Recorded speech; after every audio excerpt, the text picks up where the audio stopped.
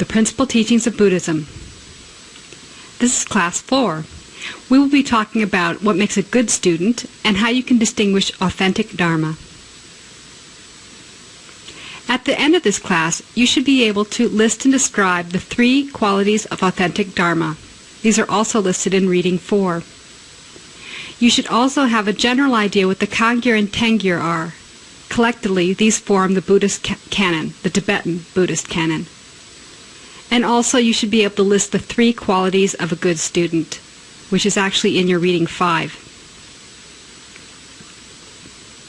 Certainly, if you are about to devote your precious life to a spiritual practice, you're going to want to be sure that what you are investing your time into will give you the results you want. You want to be sure you have authentic Dharma. Pabongka Rinpoche, in your reading, gives us a list of 3 things to check before we practice some teaching we've heard. And here they are. First, it should have been spoken by the Buddha. Sangye, Ki, Sungpa. Sangye means him, Ki is by, and Sungpa is spoken. If you want to become enlightened, you should get the method directly from someone that has done it. Obviously. So you need something that's been taught by the Buddha. The big question is, how do you know if your method was taught by the Buddha?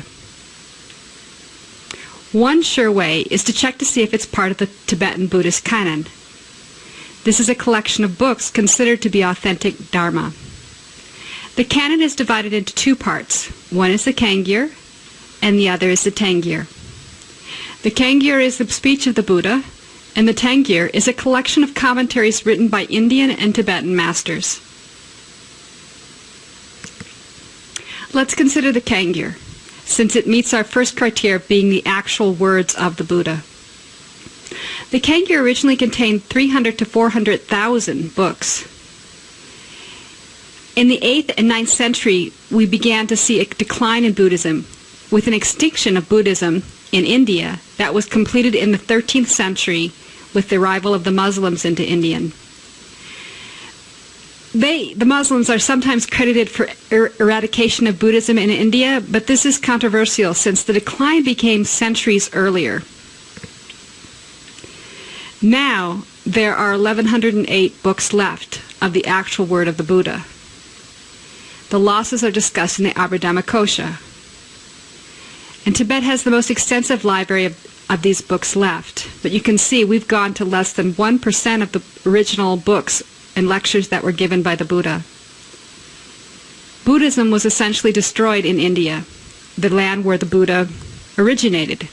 But it was preserved in the East, and especially in Tibet, where the early practitioners took great care to travel to India and carry back authentic teachings, and sometimes the teachers, when they could.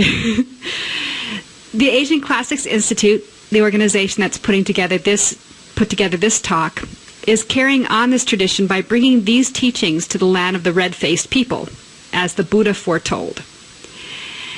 The Asian Classics Institute, and especially the Asian Classics Input Project, work to input the Tibetan text into the computer, translate the text, index the texts, and teach the material, thereby preserving it.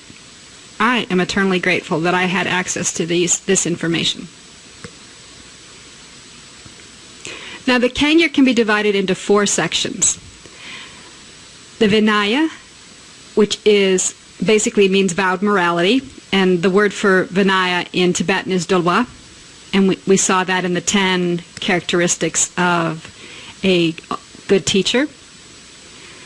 The next section is the Prajna Paramita, which is the perfection of wisdom section.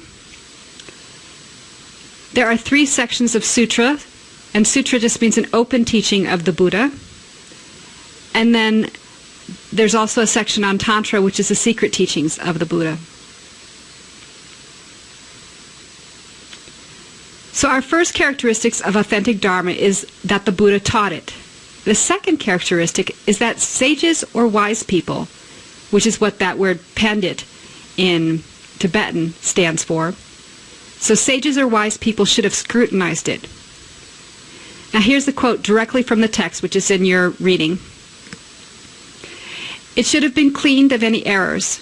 Sages must have brought the teaching to its authentic final form, having examined it to determine whether any wrong ideas crept into it after the Buddha taught it.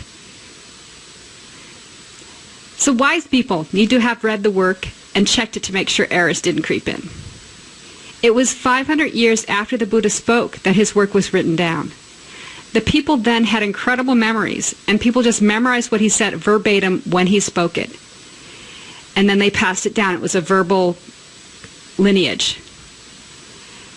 But since it wasn't until many years later when they realized, like probably some of us didn't have such good memories, it wasn't years later until the actual words were written down. So this does give an opportunity for errors to creep in. We also have the added problem that we have less than 1% of the lectures the Buddha gave. This means we have to rely on commentaries from the sages that wrote their commentaries when they had access to many more of the books than we do now. So that brings us to the section of the Buddhist canon that is the Tangyur. Now the Tangyur is a collection of commentaries by Indian and Tibetan masters. It consists of 3,400 works, and each work is 3,000 pages long. The Tangyur is organized into 11 sections, which we will consider next. The first section of the Tangyur is the commentaries on tantric teachings. The next five sections correspond to the 4 schools of Buddhism. There's the perfection of wisdom and the middle way sections, which are all Majjhimika, middle way sections. There's the Sutra school section, a mind-only section, and a Abhidhamma section. Then there's commentaries on the Vinaya, which again is the vowed morality. And the Jataka tales, which are the birth stories of the Buddha. It's actually a bunch of stories about past lives of the Buddha. And then there's a section on epistles and letters, section for logic and perception, and then a section on minor sciences, which includes the Sanskrit, medical scriptures, fine arts, and things like that. The final quality of authentic Dharma is that a master practitioners have tested it and gotten results. Of course it needs to have this quality. This is how it is with anything. If you like a dish at a potluck, you might ask for the recipe so you can reproduce the dish. We are more apt to get results using a recipe that has been tested and that we can see works. There's a motto in 12-step programs as well, of finding someone that has what you want and asking them how they got it. This quality of authentic Dharma has the same idea, the same principle behind it.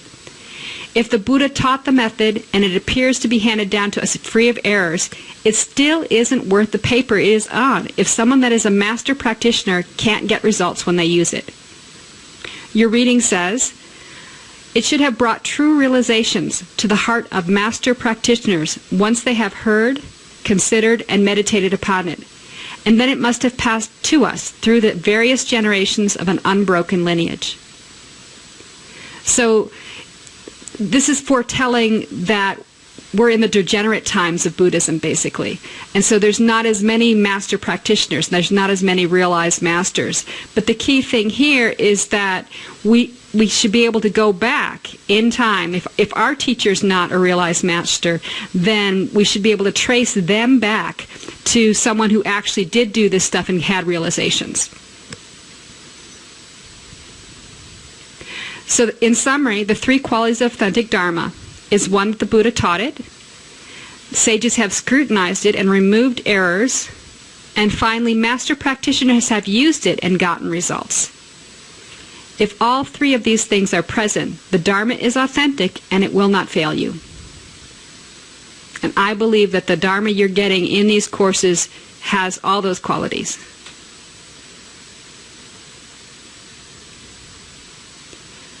That brings us to the 3 qualities of a good student, referred to here as the 3 qualities of a proper vessel for the Dharma. This comes from the 400 verses on emptiness by Master Aryadeva. The actual passage is at the beginning of reading 5, as I mentioned earlier in your readings.